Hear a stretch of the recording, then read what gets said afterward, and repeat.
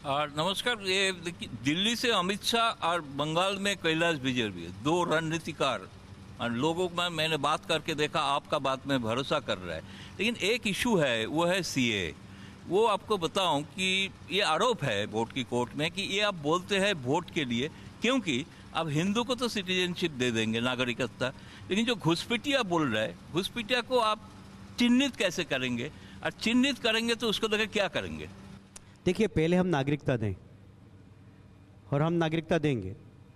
हमारे गृह मंत्री ने घोषणा की एक बार कि हमारी पहली सरकार बनने के बाद पहली कैबिनेट की बैठक होगी और हम प्रस्ताव पारित करेंगे कि पश्चिम बंगाल की सरकार ऐसे विस्थापित जो पड़ोसी देशों से आए हैं, ऐसे विस्थापित जो धार्मिक प्रताड़ना के कारण आए, ऐसे विस्थापित जो वहाँ से प्रताड़ित होकर अपने अस्तित्व को बचाने के लिए हमारे यहाँ शरणार्थी के रूप में हैं, हम उन्हें नागरिकता प्रदान करेंगे, चाहे वो मुस्लिम ही क्यों ना हो।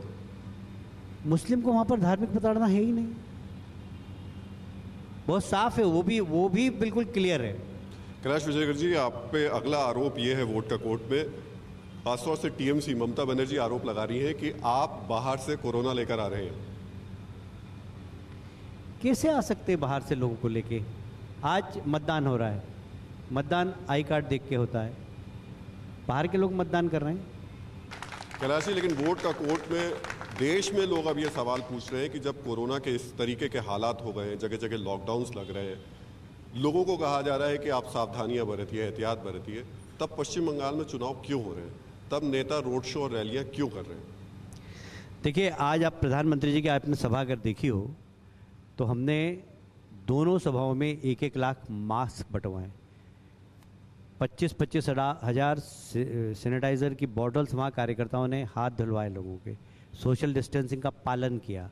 अभी जब मैं यहाँ आ रहा था तो मैं बात कर रहा था तो उन्होंने कहा कि सैनिटाइज़र ख़त्म हो गया, हमारे पास 5-5 हज़ार बॉटल है, कल अमित शाह जी का कार्यक्रम है। मैंने कहा 5-5 हज़ार आप भेजो, रात को मैं व्यवस्था करता हूँ। हम सैनिटाइज़र लाखों की संख्या में खरीद रहे हैं, हम मास्क लाखों की संख्या में लाकर वहाँ सब दूर बंटवा रहे हैं। तो हम सोशल डिस्टेंसिंग का पालन भी कर रहे हैं और कोशिश कर रहे हैं कि लोग मास्क पहन कर आएँ और सैनिटाइज़र का उपयोग करें। जो प्रोटोकॉल है कोरोना का, हम उसका पूरा पालन कर रहे हैं। कैलाश जी, लेकिन जब ममता बनर्जी कहती हैं, ये मांग करती हैं चुनाव आयोग से कि बाकी जितने बचे हुए चरण हैं उनको एक चरण में कर दिया जाए, उसे कैसे देखते हैं आप? देखिए, और क्यों कह रही हैं वो ये? आप भी समझदार पत्रकार हैं, वरिष्ठ पत्रकार हैं। चुनाव आयोग ने कार्यक्रम सुनिश्चित किया है, कार्यक्रम सुनिश्चित करने के बाद फॉर्म भरने की डेट होती है, फॉर्म वापस लेने की, स्क्रूटनी की डेट होती है, फॉर्म वापस लेने की डेट होती है, फिर एक निर्धारित प्रचार करने का समय मिलता है उम्मीदवार को। आप क्या उसको प्रचार करने का समय कट कर देंगे? यह संवैधानिक नहीं होगा? आप असंवैधानिक मांग कर रहे हैं और आप मुझसे प्रश्न कर रहे हैं। वो मांग ही असंवैधानिक है, वो फंडामेंटल राइट्स है उस उम्मीदवार को इतने दिन प्रचार करना। आप उसके प्रचार करने के राइट्स को कैसे खत्म कर सकते हैं? कैलाश जी, यही समझना चाहते हैं, ममता बनर्जी अगर ये कह रही हैं, ये तो उनके ऊपर भी लागू होगा, क्या वो किसी सियासी समीकरण के हिसाब से देखते हुए ये बात कर रही हैं? मैं समझता हूँ कि उन्होंने क्या सोचा होगा मुझे नहीं पता, बाकी उनकी एक नियत तो बहुत साफ मुझे दिखाई देती है कि उनके लोगों को कब्जा करने का पोलिंग बूथ पे समय नहीं मिल रहा है।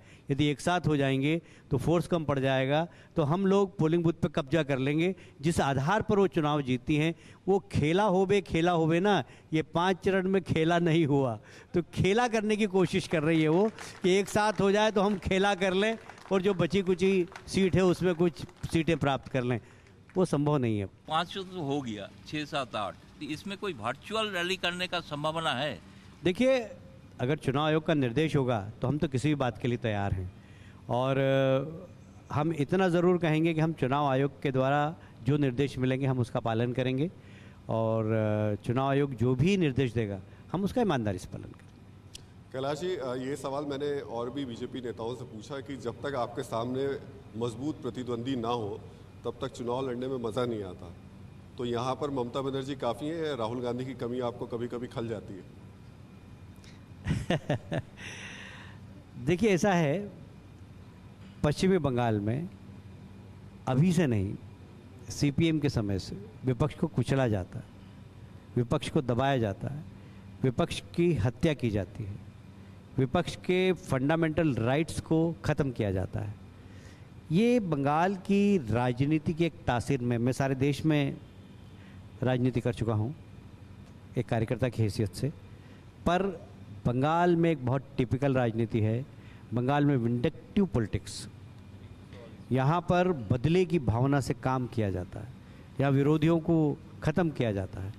तो ये एक बहुत ही खराब युग था बंगाल का, जो कि 2 मई को इसका अंत हो जाएगा। नहीं, लेकिन मैं समझना चाह रहा हूँ, चुनाव जब आप लड़ रहे हैं तो राहुल गांधी की कमी महसूस कर रहे हैं, नहीं कर रहे हैं आप? कल मैंने एक ट्वीट देखा कि भाजपा के लिए बहुत ही खुशखबरी, राहुल गांधी पश्चिम बंगाल में प्रचार के लिए आ रहे हैं। तो अब मेरे को पता नहीं, बोले अब भाजपा की जीत आसान हो गई। मैं समझ नहीं पाया उस ट्वीट का मतलब, आप समझ पाए हो तो देख लीजिए। न्यूज़ टॉप 9 रोज सुबह 7 बजे और शाम 7 बजे सिर्फ TV9 भारतवर्ष पर।